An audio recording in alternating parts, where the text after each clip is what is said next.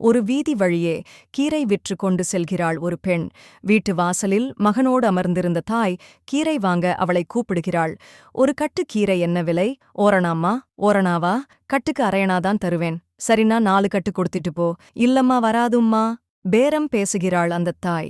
பேரத்திற்கு ஒத்துக்கொள்ளாத அந்த பெண் கூடையை எடுத்துக்கொண்டு சிறிது தூரம் சென்றுவிட்டு மேல காலணா போட்டுக் கொடுங்கம்மா என்கிறாள். முடியவே முடியாது. கட்டுக்கு அரையணாதான் தருவேன் என்று தாய் பிடிவாதம் பிடித்தாள். கீரைக்காரி சிறிது யோசனைக்குப் பிறகு சரிம்மா உன் விருப்பம் என்று கூறிவிட்டு 4 கட்டு கீரையை கொடுத்துவிட்டு 2 காசை வாங்கிக் கொண்டு கூடையை தூக்கி தலையில் வைக்கப் போகும்போது கீழே சரிந்தாள். என்னடி அம்மா காலையில ஏதும் சாப்பிடலையா என்று அந்த தாய் கேட்க, இல்லம்மா போய்தான் கஞ்சி காய்ச்சணும். சரி இரு, இதோ வந்துடுறேன் என்று கூறிவிட்டு வீட்டுக்குள் சென்றவள் திரும்பும்போது ஒரு தட்டில் 6 இட்லிகளையும் அவற்றிற்குத் தேவையான சட்னியையும் வைத்துக் கொண்டு வந்தாள். இந்தா சாப்பிட்டுவிட்டுப் போ என்று கீரைக்காரியிடம் கொடுத்தாள்.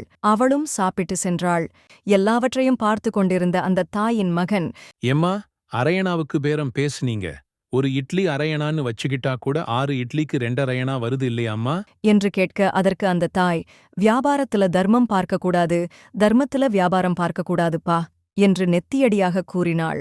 நெஞ்சைத் தொட்ட அந்த பதில், நம்மில் எத்தனை பேர் இதை கடைபிடிக்கிறோம்?